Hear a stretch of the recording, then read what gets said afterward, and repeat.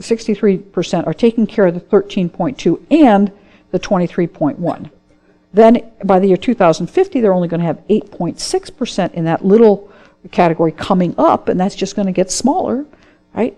And you have 39% over 60 and the 50% in the between taking care of the ones on the top and the ones on the bottom. And it's just going to get worse.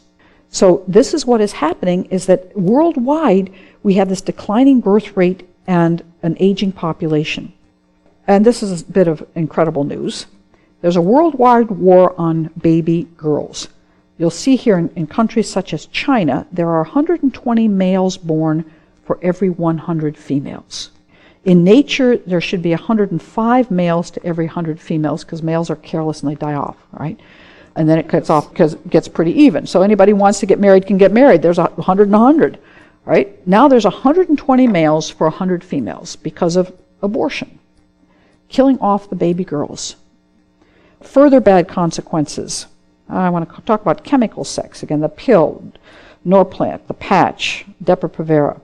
What kind of carbon footprint do these leave? I mean, nobody predicted the effect on the environment. The effect on the environment of contraceptives has got to be huge. We have these incredible deformity in fish. This is a incredible study done in Boulder, Colorado. Fish evidently have flexible gender.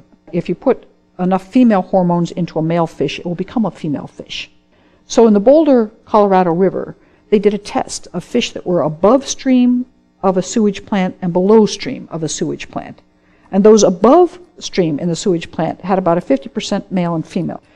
The fish samplings results on Boulder Creek were also disturbing. Just below the sewage plant outflow pipe, the team collected 101 females, 12 males, and 10 intersex fish. Upstream of the sewage plant outflow, the team found 42 females, 37 males, and 0 intersex fish. Fish are changing gender because there's too much estrogen in the water supply. That estrogen comes from contraceptives and from plastics. Wonder what they're doing to us. Wonder what they're doing to human beings. This is happening all over the world. There's stories, London, Africa, all over the world. They have stories of fish that are changing their gender. No one expected gay marriages. But once you say that sex doesn't have to have a procreative purpose, right? That sex is just for pleasure, why can't anybody have sex with anybody? And I mean anybody. What limits do we have? If sex is just about pleasure, who is going to put any limits on it? Right? Males should be friends with males. Males can love another male intensely. Women can love another female intensely. A father can love his daughter intensely. He should. A mother should love her son intensely. But sex should have nothing to do with it. There's only 2% of males who identify as homosexual in our culture. About 1.4 women identify as lesbians. Why is it that the whole culture has decided that it's perfectly natural to be male homosexual or female homosexual? I think it's because everybody's contracepting. And they say, you know, if I'm having sex without any procreative possibilities, and I'm not married, and I don't have it with you, why can't anybody do whatever they want? Right? And I think it's one of the unexpected consequences of what happened when we became a contraceptive culture. This is the biggest lie of all. People say that sex is just sex. It's just a powerful physical pleasure. But the fact is, sex is for making love and making babies. That's what it's for. And our culture has forgotten that. They think it's just for having pleasure. God is love. God created the whole universe out of love. He wants everybody to be a lover. And he wants the love between male and female, it's not good that man should be alone, to be procreative.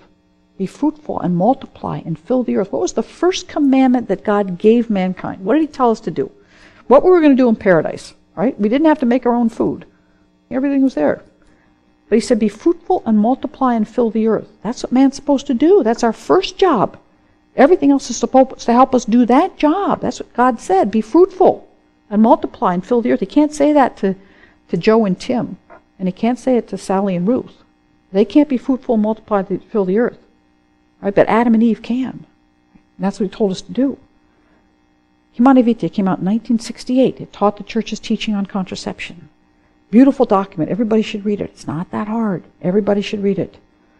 In 1960, only 66% of Catholics did not contracept.